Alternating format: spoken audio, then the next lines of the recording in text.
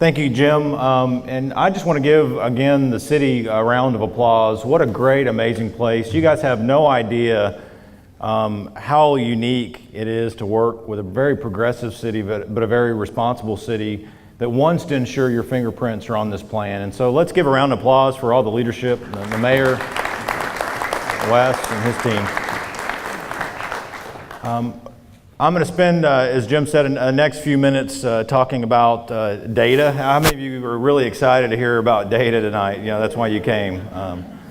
Well, we also believe in economic development, so we told Reed that if you just give him $5, he'll fill out your stickers for you, and then you can get the drawing. So that, you know, we understand economic development as well. So I'm going to tell you a little bit about us and some of the initiatives that we're doing. I'm going to talk a little bit about just the comprehensive planning process and why this is important. I do want to assure you that tonight is an iterative process. So we want you to come to future meetings. We want your fingerprints to be on tonight. We want to collect these ideas. I promise you that you'll see these ideas baked in the plan, but this is an iterative process. We're going to continue to build and refine on these ideas, so it's important that you continue to come to future events. I'm going to share a little bit about trends that we're seeing and how that relates to Broken Arrow and your great city. A little bit about economic development strategy, some of the initial takeaways that we're seeing, and then ultimately we'll talk a little bit about just the existing conditions. As Jim had mentioned, I've had the pleasure of working across the country in some very amazing places. It gives us a very unique perspective, and we love activating great cities such as yourself. You know, our really goal is to take a great place and just add continual value to it and look for ideas in terms of economic output. I also have Reed Cleater here. As Jim had mentioned, our role will be looking at the market, you know, what is working and essentially what's not working and how you compare to the peers, your neighbors and across the nation. So we'll share a little bit about that tonight. We'll also start building upon that and leveraging that to build an economic development strategy. We'll share a little bit about the results. One of the things that we'll be involved in, this is fairly unique and progressive for your city, but instead of coming up with a lot of great ideas and putting a plan in place, we're actually going to test these ideas and look at what we call scenario development so we can see the fiscal output or see what that would do to the tax rate or see how some of the investments with the bonds that hopefully will get approved, the continued investment will certainly be leveraged to create more and more value. And then ultimately, we're going to work with you on implementation. We really believe that a plan should not sit on a shelf, and HAF certainly believes that. We want to look for low-hanging fruit and an opportunity to actually activate the plan. So this is easy, right? So we're in the middle of a retail, if you guys read the paper, retail apocalypse. How many of you shop differently than you did? How many of you shop differently today than you did 10 years ago? These packages show up. Hopefully they show up. Your neighbor doesn't take them. In terms of and you guys have a fantastic economic development department, very sophisticated. We had several meetings today talking about some possible recruits, but I tell you, every city around you and every city in the nation are trying to pursue those same high quality jobs with high quality places, and so this competitive corporate landscape is very important to get right. We'll talk about some of the factors in terms of growing your base, which is extremely important. The neighborhoods that essentially I grew up in, that many of you grew up in, the needs today and how to design those are completely changing. And so, we'll talk a lot about mixed use, but even neighborhood design is completely changing in terms of what's working and what's not working. The millennials are now the largest cohort. We'll talk about some of the changes and what that means, but huge dynamic shifts in terms of both growth. But we have new cultures that essentially shop and want and engage much differently than previously before. And we're just sort of leaving one of the worst markets that the United States has ever experienced, besides the Great Recession, and now we're in this very unique sort of upmarket, and that has certainly some constraints. Very low unemployment rate, commodities are increasing, interest rates, and so how do you design a plan that essentially can function effectively and be sustainable within all these market cycles? One of the things that I think I'm most encouraged about is, and Jim had mentioned this briefly, over 50% of the city is yet to be developed, and so that's a great opportunity. You haven't sold out. You have some great places to build upon, so, some really great assets, and so planning is absolutely critical. But the good news is we work a lot of cities that are 99% built out. It's really hard to change that 1%. So we end up having to work on a lot of redevelopment and revitalization. There will be some of those ideas in terms of how to prop up and how to make your current neighborhoods healthier. But you've got this huge blank slate, and certainly now, and the policies in place, and your input today will affect how that remaining land gets built out. 42,000 acres, the last plan. Today, over 64,000 acres, and over half of that is still yet to be developed.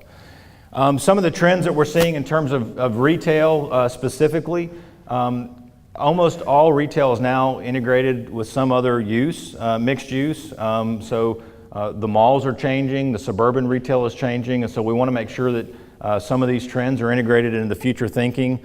All retailers becoming nuanced, and what I mean by nuanced, that both inside the store and outside the store, we're seeing opportunities for engagement and entertainment and activation within all these storefronts. Medical is now sort of the new retail. We're seeing, high quality medical users taking the place that, we used to see, banks and gas stations. Well, now we're seeing, medical operators. And I know if you drive around some of the key corners, we're seeing that same phenomenon here.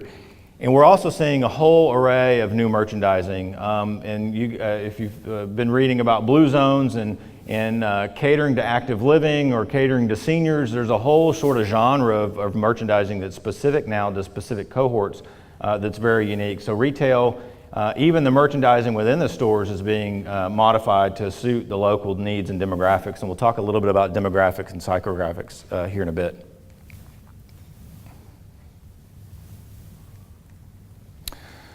The other thing that's important in this plan and why retail matters, this is actually a snapshot off of your current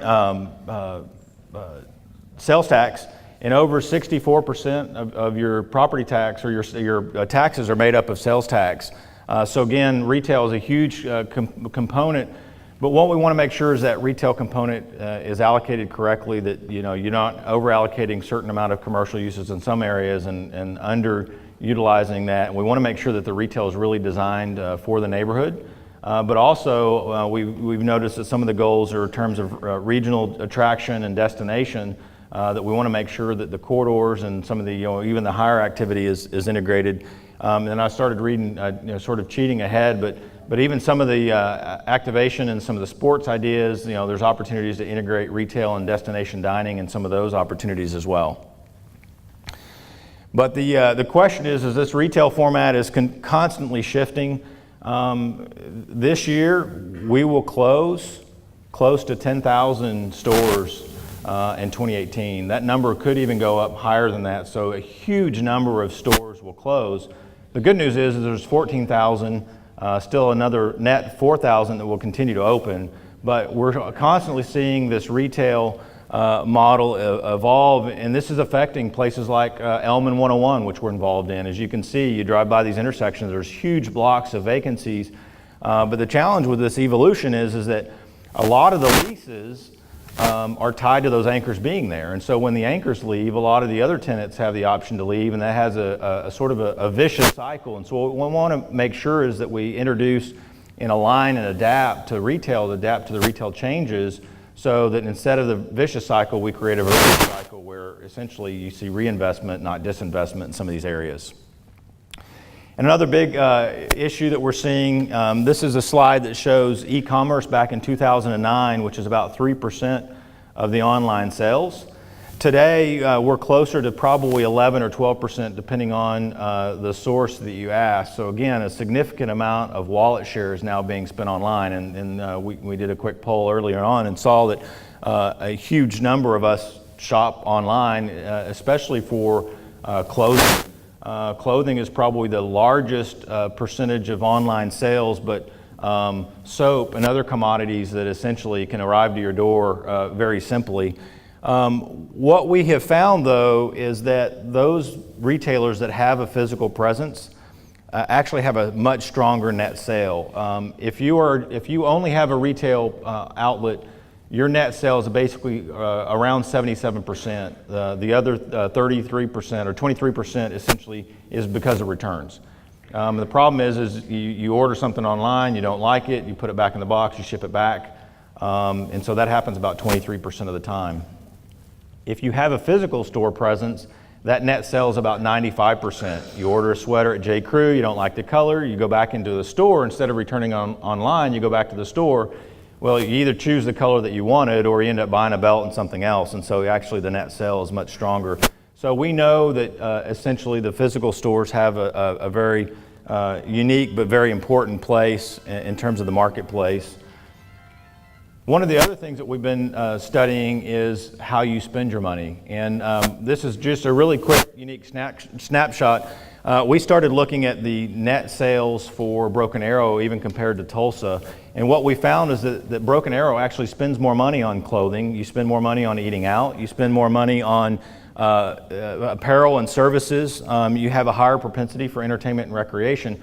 All of these things can essentially drive more demand for more retail, and again, that's something that would be highly attractive to future retailers in your marketplace.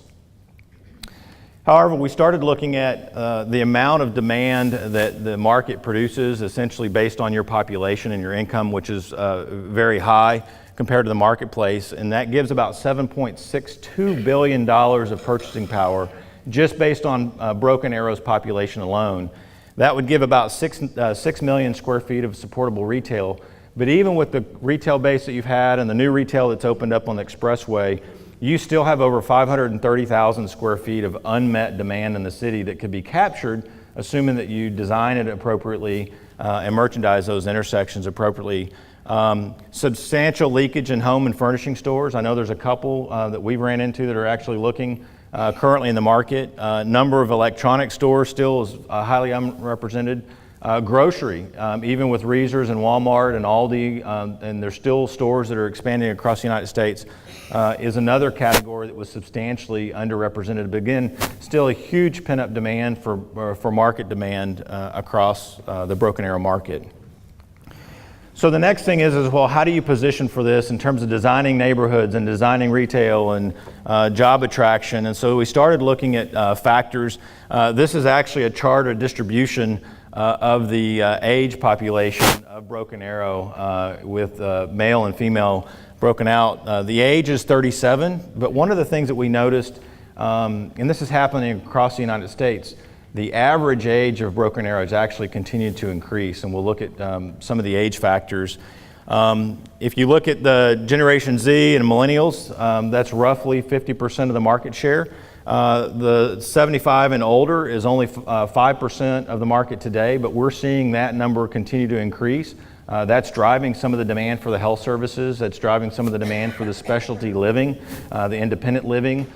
We see a lot of opportunity here for even lock and leave neighborhoods and certain specialty design because of that population shift that's getting older. The key is we also want to attract the knowledge workers and the young families and that new wallet share. And so the key is how can you design neighborhoods and places that can attract both people. The good news is American Planning and a lot of the studies, we all want the same thing. We want vibrant places. We want to be able to walk to get groceries. We want to have multimodal options. And so all of this stuff is very important to sort of key in to address both population cohorts. One of the other things that we started looking at is just home ownership. The average home ownership rate in the United States is around 63%. Well, Broken Arrow has a home ownership rate of almost 73%, almost 10% greater than the United States population. This is a great thing. It gives a lot of stability to neighborhoods. It gives a lot of stability to the population base, but it also may underscore an imbalance of housing that people may or may not want. So again, I think there may be an opportunity to design some alternate housing or maybe some urban residential that could fit in some appropriate areas that could satisfy this need.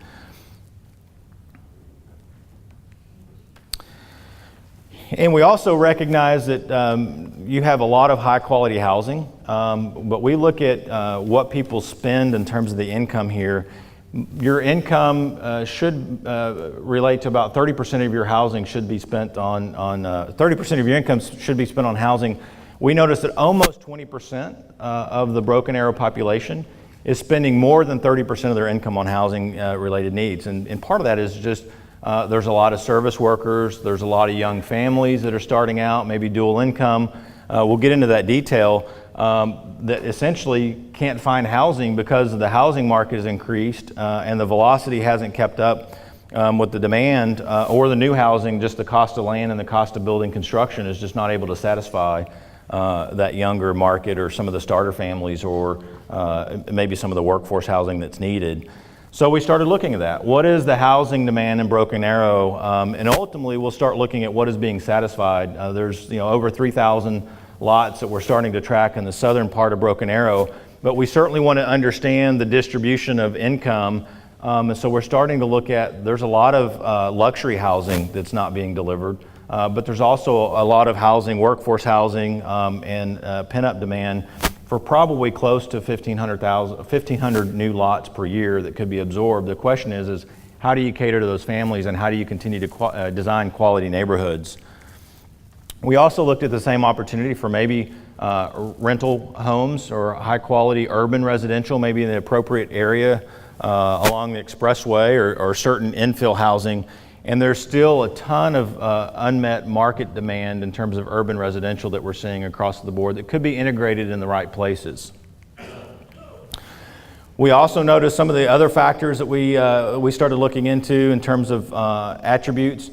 Broken Arrow across a number of peer communities that we started evaluating, both in terms of some of your neighbors and peers in Oklahoma, but also markets like McKinney and suburbs outside of Kansas City. Broken Arrow has some of the highest education rates across the region. Again, so in terms of attracting some of the high quality workforce, that's going to be very important. But also brands like Whole Foods and Panera use education attainment rate as part of their site selection criteria. So again, this is a very important factor to continue to support. In terms of population, Jim had mentioned earlier your population and the rate, but you're not the tallest pygmy in the sea of sameness in terms of population gravity currently, but when you think the Tulsa region and Broken Arrow, again, I think you start to have very substantial purchasing power, and you have a lot of greenfield and new development opportunities that would be very attractive for housing development and regional retail development and commercial development. So we started comparing maybe your growth rate to some of the other markets, and again, when you start to look at the velocity and growth, Broken Arrow starts to become more significant. One of the most interesting statistics that we looked at was the historical growth rate. And when you start to look at the population growth from 1980 to today, Broken Arrow has almost 200% population growth since 1980, much higher than any other city in Oklahoma, including Edmond. So again, huge growth and huge opportunity, but essentially, what is the velocity going forward and how do you accommodate that growth appropriately? One of the other things that we're starting to look at are categories called, or segments called psychographics. Essentially, these are been described as demographics on steroids. It starts to dig into more of the cultural attributes. It looks at things like not only the age or race or income levels, but how we spend our money, the types of housing that we buy, what does our family structure look like, what types of jobs do we have, and I found that this is very interesting. Anything over a 4% spike in any category is a dominant category. Most of the psychographic segments we see across the United States are around 4 or 5%. Every once in a while you'll see a category that is essentially maybe 7 or 8%. Almost all of your categories that are the top 75% are way over 4%. So essentially you have a lot of large categories that are placing a lot of sort of emphasis on the characteristics and the cultural patterns that we're seeing in psychographics. I apologize, these all have very sort of unique, kitschy names. I did not name those, so don't blame me for the names. But essentially, it starts to give you an insight on the preferences and the types of people and the types of residents that we're seeing. My wife always tells me the person that she wants me to be, but it's always kind of a good reflection on to understand sort of the insight on some of the characteristics. So soccer moms category have a high labor force participation rate, strong utilization of technology. These are the people that are probably shopping online and checking prices and want to make sure that that the houses that they're buying or the cars that they're buying, the products that they're buying are well regarded. But they also, the interesting thing is high propensity for new single-family housing. So again, so you've got a very discerning customer base, but also they're looking for that new high-quality housing. So you want to make sure that they're designed. The second category that represents almost 15% of your population base. These people are working, probably dual-income family. Convenience matters, and so they're going to pay for quality services. They're going to pay for quality child care, and so there's certain needs that you really need to adapt to this customer base. The interesting thing is they spend heavily on eating out, both fast food and family restaurants. Restaurants are now 75% of the retail activity that we're seeing, and last year is the first year in U.S. history that we actually spend more money eating out than we do at home. Again, huge phenomenon.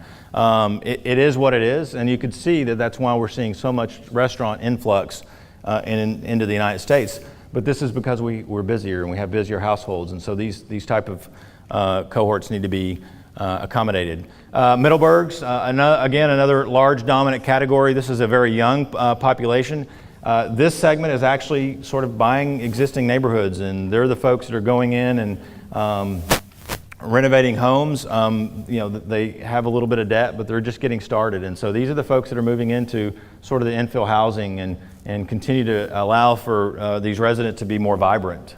Bright young professionals, these are educated, they're young, but they have a higher propensity to rent. So these are the new knowledge workers. These are the people that have just graduated, highly educated, very smart. They want good jobs.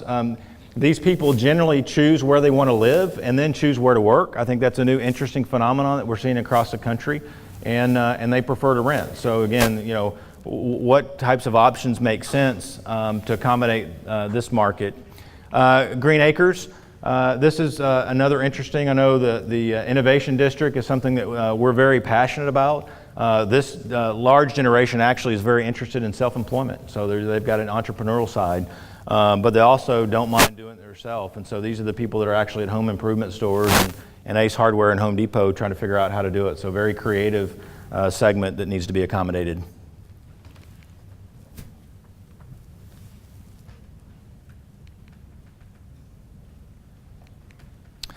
Up and coming. So again, this is another segment that really pays attention to their wallet share and what they spend their money on. But again, a lot of young families and looking to build new homes or starting homes. They're also willing to renovate, but they're also buying some of those young starter homes that we looked at in some of the new neighborhoods. Professional pride. This is a very unique and very special. This is highly qualified in what we call STEM categories, the science and technology and math and engineering, but their homes are valued at more than twice the median home value. So when we looked at that housing demand based on the income, we saw that there's a lot of homes essentially or capacity for that luxury housing, and this is part of that professional pride category. Rustbelt Traditions, very family oriented. It's interesting, very conservative, but they have a high net worth. So again, their savings rate is a little bit higher than average than what we see in traditional Americans. And then we have the Midlife Constants, empty nesters. These are starting to be the seniors and the retirees. They prefer eating at home. They have a desire to age in place. They want to make sure that their neighborhoods can accommodate them and that they can walk and bike and enjoy active living and healthy lifestyles.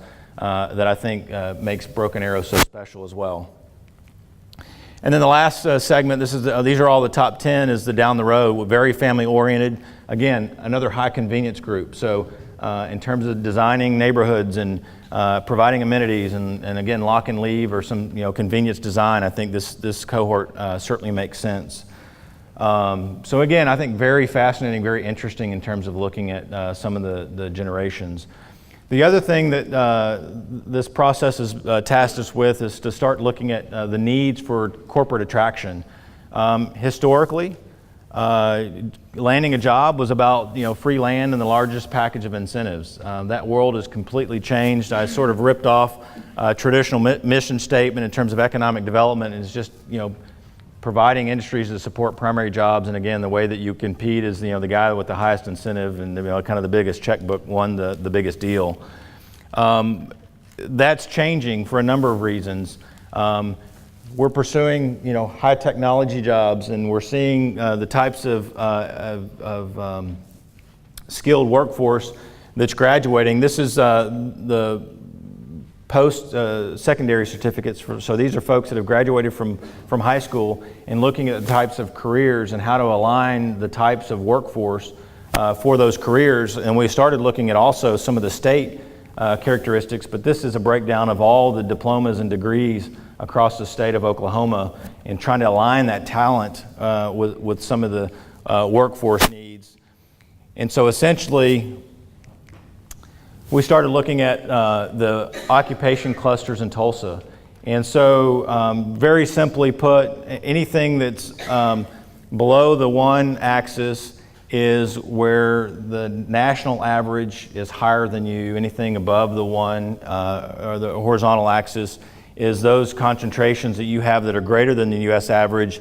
And then everything above the 0% is the percentage of growth within those sectors. And so we want to make sure that we align the education force with the opportunities here locally. And what we're seeing is huge opportunities in healthcare, huge growth in healthcare, but also huge needs based on where the population is growing, but also technology, education, service workers, and a large number of demand for restaurant-oriented jobs. And so how do you get those? Well, used to it was about incentive, but today it's about designing places with mixed use. These, as I'd mentioned, people are now choosing where they live and then choosing where they work. So you have to provide opportunities to mixed use. Certainly the corporate guys want to be close to that high education rate, so that's you're seeing a ton of jobs because of that access to quality talent. One of the things that I wanted to commend early on, the staff, you guys have an amazing process, but the political environment matters in terms of attracting these big jobs. Housing choices, it's not about just having access or having available housing, but what type of housing is available and is it aligned with the needs of the consumer. And that's one of the reasons why we're spending so much time looking at the psychographic segments and who are we catering to. And they also want to have multimodal options. So I've already noticed some of the trail systems and some of the other linkages and the expansion of the bus route and the network. All of these things are highly important in order to be competitive to attract the biggest and largest and best corporations across the United States.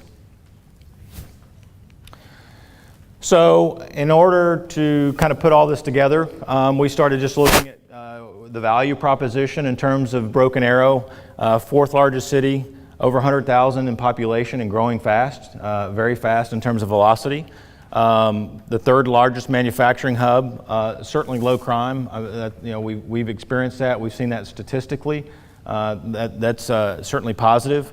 Award-winning education, strong retail. I think what you guys have done in the Rose District in the region is amazing. And then you've got certainly a large regional cultural draw, and continue to build on those amenities is extremely important. In terms of retail attraction, what's working is entertainment concepts, engagement, activation, things built around theaters and hubs and Rose District. What's not working is just homogeneous retail or commodity retail. It's those types of intersections that you could almost find anywhere USA.